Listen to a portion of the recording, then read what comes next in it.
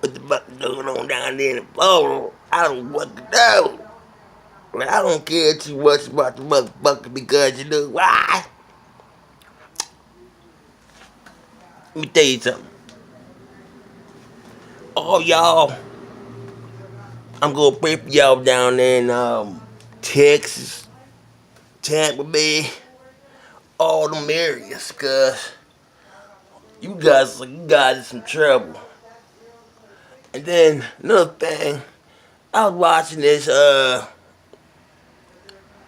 boy on Instagram. He talking about how come they don't name hurricanes after black people? He said a hurricane name should be Deshaun Jackson or something like that. And you know, and this week would be good if the hurricane came through. So I'm saying, let's see that.